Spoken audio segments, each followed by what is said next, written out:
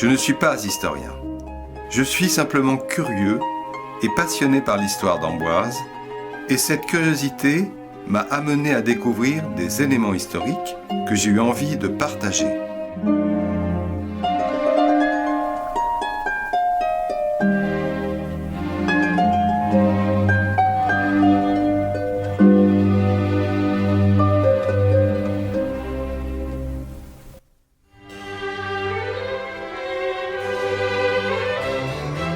La construction de l'église Saint-Denis remonte aux environs de l'an 1100. Si depuis cette date, elle a vu se dérouler nombre de célébrations religieuses chrétiennes, elle a été contrainte, pendant la Révolution, d'accepter des pratiques auxquelles elle n'était pas destinée. En effet, en 1793, an 2 de la République, se développe une campagne de déchristianisation qui instaure le culte de la raison. Ce culte repose sur l'examen de la raison humaine, de la liberté et de l'égalité. Le calendrier républicain entre en service le 6 octobre 93 et, simultanément, la semaine disparaît au profit du décadi, une période de 10 jours dont le dernier donne lieu à une célébration. À cette occasion, l'église Saint-Denis devient le temple de la raison de la section d'Occident et le 13 décembre 1793, la Société des Sans-Culottes d'Amboise en fixe le but et le déroulement en décrivant, je cite, « Cette fête aura pour but d'inspirer aux citoyens d'Amboise l'amour de la patrie et de substituer aux erreurs de la superstition et du fanatisme les leçons de la morale naturelle. Le culte qui sera professé sera comme la nature, il consistera en des chants et exclura toute image matérielle et tout symbole de la superstition. Le cortège se réunira au lieu ordinaire de la Société des Sans-Culottes et se rendra en ordre au Temple de la Raison. Ce temple sera l'église ci-devant Saint-Denis. Mais les célébrations sont parfois chaotiques. Ainsi, le 24 décembre, le général Desclozot, commandant de la place de Tours, se rend dans le Temple de la Raison avec 2 bataillons pour une inspection et invite les participants à purger le reste d'images et de statues qui étaient encore là, avant de leur demander de chanter le Seyrat, l'hymne de la liberté et la Carmagnole. Le 8 avril 1794, la place Saint-Denis prend le nom de place du Temple de la Raison, qu'elle conservera jusqu'au 13 juillet 1798. Le 27 août 1794, on pose un bonnet républicain sur le clocher de l'église. Mais les tenants du culte de la raison, les hébertistes, sont éliminés et leur leader guillotiné le 24 mars 1794. Robespierre promeut alors le culte de l'être suprême et, le 22 mai 1794, le Conseil général révolutionnaire de la commune d'Amboise décide que, je cite, « Sur le fronton de l'édifice, on substituera à l'inscription « Temple de la raison » celle de « Le peuple français reconnaît l'être suprême et l'immortalité de l'âme ». Pour ce changement, le conseil communal se transporte devant l'entrée d'édifice consacré au culte et constate qu'il est impossible de mettre l'inscription sans détruire l'appentis qui est devant la porte d'entrée et ordonne donc la destruction de cet appentis. Mais le culte de l'être suprême s'effondre avec l'exécution de Robespierre le 9 Thermidor, c'est-à-dire le 27 juillet 1794, et à partir de juin 1795, le culte catholique réapparaît petit à petit.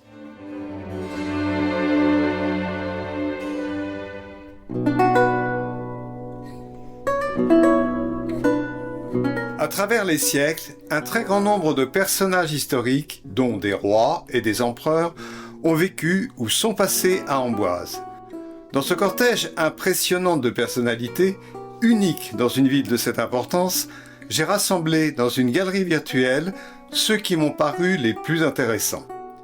Saint-Martin vient, en 374, déclencher par ses prières une tempête qui détruit un temple d'idoles qu'il remplace par une église à l'emplacement de l'actuelle église Saint-Denis. Clovis, roi des Francs, vient signer vers l'an 500 un traité de paix avec Alaric II, roi des Visigoths, sur une île de la Loire à Amboise, traité qui ne l'empêchera pas de tuer Alaric II quelques années plus tard. Henri II Plantagenet, roi d'Angleterre, rencontre au château, en octobre 1170, Thomas Becket, archevêque de Canterbury, avec qui il était en conflit. Thomas Becket sera assassiné à Canterbury le 29 décembre de la même année et canonisé 3 ans plus tard. Jeanne d'Arc passe à Amboise en avril 1429 en allant libérer Orléans. Charles VII confisque en 1430 le château à Louis d'Amboise, qui avait comploté contre lui, faisant ainsi entrer le monument dans le domaine royal. Louis XI, son successeur, vient régulièrement au château où il installe la reine Charlotte de Savoie. Il y reçoit en 1470 Marguerite d'Anjou, reine d'Angleterre, accompagnée de son fils, le prince de Galles Édouard de Westminster, qui épouse à Amboise Anne Neville le 13 décembre. Charles VIII voit le jour au château le 30 juin 1470 et y trouve la mort, de la façon que l'on connaît, le 7 août 1498. Anne de Bretagne, du vivant de son époux Charles VIII, réside souvent au château, où elle aura la tristesse de voir mourir son fils Charles Orlan à l'âge de 3 ans. Louis XII séjourne aussi par intermittence au château. En 1514, il épouse la sœur d'Henri VIII d'Angleterre, Marie Tudor, qui vient à Amboise avec, parmi ses dames d'honneur, Anne Boleyn, la future seconde épouse d'Henri VIII, qui sera décapitée. François Ier arrive au château à 4 ans et il y passe une bonne partie de son enfance. Il sera toujours attaché à la ville. En 1516, il fait venir Léonard de Vinci, qui mourra au Clos Lucé en 1519 et sera enterré au château. Le génie italien amènera la Joconde avec lui à Amboise. L'empereur Charles Quint, se rendant à Gand en Belgique, est accueilli par François Ier et monte par la tour des Minimes au château en décembre 1539. Henri II fait son entrée solennelle à Amboise en avril 1551. Il est accompagné de la reine Catherine de Médicis. François II, qui lui succède en 1559, est au château en mars 1560, accompagné de son épouse Marie Stuart, reine d'Écosse. Ils sont présents durant la tristement célèbre Conjuration d'Amboise. Charles IX vient plusieurs fois au château, où il avait déjà passé une partie de son enfance, en compagnie de sa sœur Marguerite de France, la reine Margot d'Alexandre Dumas, et de son frère, le futur Henri III, qui, une fois roi, se rend aussi à Amboise. Henri IV vient plusieurs fois au château, entre autres le 10 mai 1602. Louis XIII passe 2 mois à Amboise, en 1619, durant son conflit avec sa mère Marie de Médicis.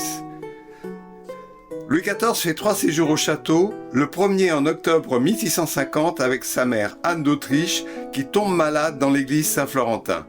Ils sont accompagnés par le cardinal Mazarin. Louise de la Vallière, la première maîtresse de Louis XIV, a passé une partie de son enfance sur les terrasses du château lorsque son père en était le gouverneur. D'Artagnan arrive à Amboise en décembre 1661 avec son prisonnier, le surintendant des finances Nicolas Fouquet, qu'il vient d'arrêter à Nantes et qui reste près d'1 mois au château. Jean de La Fontaine vient à Amboise en 1663 dans les traces de son bienfaiteur Nicolas Fouquet et y écrit même un poème.